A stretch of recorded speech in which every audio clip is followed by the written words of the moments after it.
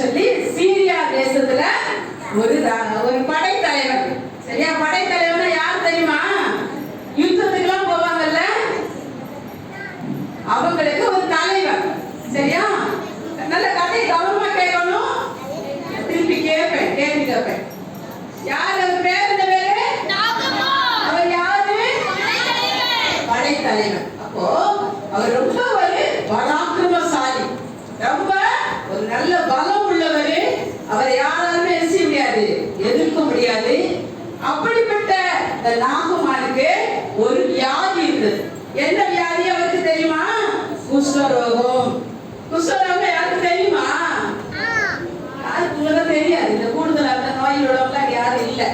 அந்த காலத்துல குஷ்டரோகினா அவங்க மேலெல்லாம் புண்ணு, எல்லாருமே அறிவிக்கிற மாதிரி இருக்கும். அப்படி இருக்கிற வேளையில அவர் யாருக்குமே ரொம்ப ஒரு பலசாலி, பெரிய ஒரு படை தலைவன். ஆனா அவருக்கு என்ன நோய்? குஷ்டரோகம் இருந்தது. அப்போ அவர் யாருக்குமே தெரியாதபடி அந்த நோய் என்ன செய்தாரு? ட்ரெஸ் மூலமா மறைத்து வைத்திருந்தார்.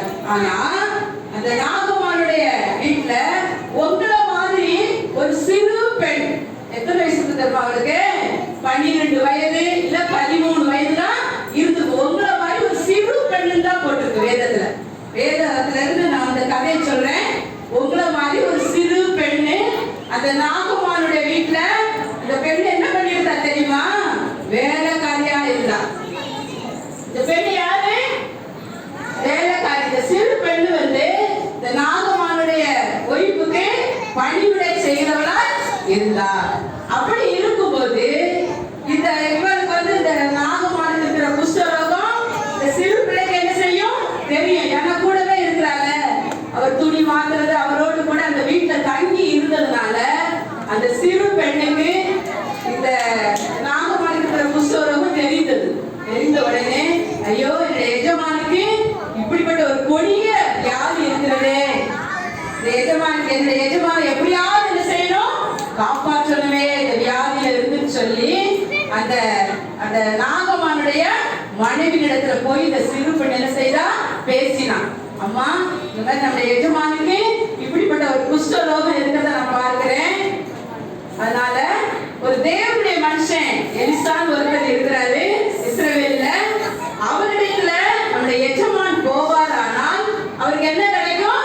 சுகம் கிடைக்கும் அப்படின்னு சொல்லி ஒரு நல்ல செய்தியை, உங்களை மாதிரி ஒரு சிறு பெண்ணு தான், அவர் வேலைக்காரியா இருந்தா கூட தன்னுடைய எஜமான் படுகிற கஷ்டத்தை பார்த்து எப்படியாவது அவருக்கு ஒரு நல்ல செய்தியை சொல்லணும், அவர் குணமாக்கப்படணும்னு சொல்லிட்டு அவருடைய நாச்சியாரத்துல போய் அந்த நாகமுடைய மனைவி இடத்துல போய் என்ன செய்த அந்த செய்திய சொன்னான். சொன்னதுனால அந்த நாகமனுடைய மனைவி தன் கணவனிடத்துல நாகமனத்துல என்ன செய்தாரு? போய் சொன்னாங்க. அந்த மாதிரி நம்ம வீட்டு பணிப்பெண் இப்படிப்பட்ட ஒரு செய்தியை சொல்றாங்க, நீங்க தான் போய் பாருங்களேன். இஸ்ரவேல்ல ஒரு தேவனுடைய மனுஷன் எலிசான்னு ஒருத்தர் இருக்கிறாராம்.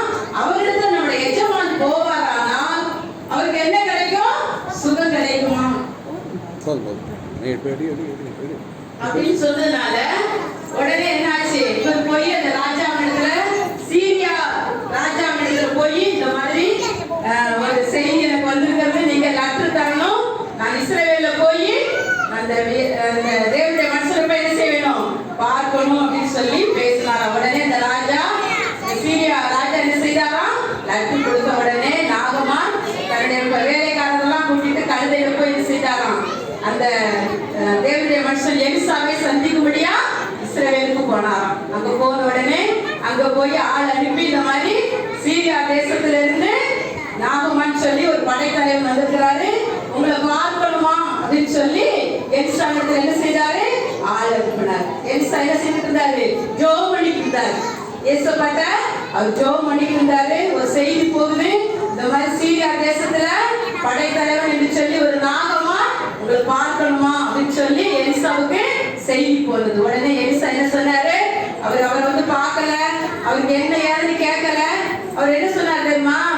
யோர்தான்ல போய் 7 தடவை அவரை போய் என்ன செய்யுங்க, மூழ்க சொல்லு, தண்ணீர்ல போய் மூழ்க சொல்லு, அவருக்கு ஆரோக்கியமாகும், சுகம் உண்டாகும்னு சொல்லிட்டார். உடனே நாகமானத்துல எலிசாவின் பணிவிடை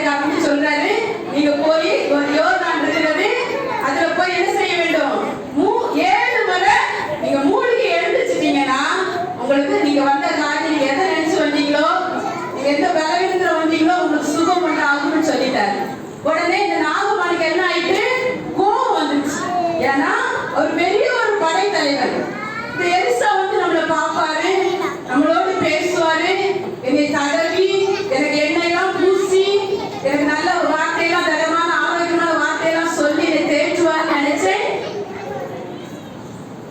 ஆனா அவர் என்னை பார்க்க கூட வரல.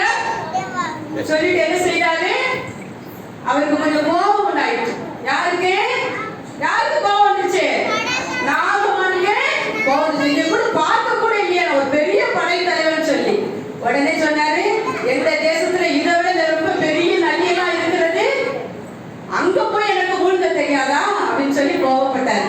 உடனே சொன்னாங்களா, அவரோடு கூட வந்தவங்க பெரிய நாகமண்டை கூட சொன்னாங்க, எஜமானே அவர் சின்னவன் காரியத்தை தானே சொல்லியிருக்கிறாரு, இதை விட ஒரு பெரிய காரியத்தை சொன்னா நீங்க செய்வீங்கல்லவா?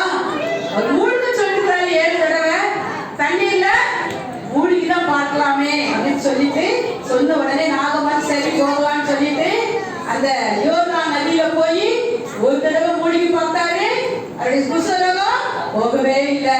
2ஆம் தடவை மூழ்கி பார்த்தாரு, குஷ்டரோகம் போகல. இப்படியே 6 தடவை மூழ்கினாரு, குஷ்டரோகம் போகவே இல்லை.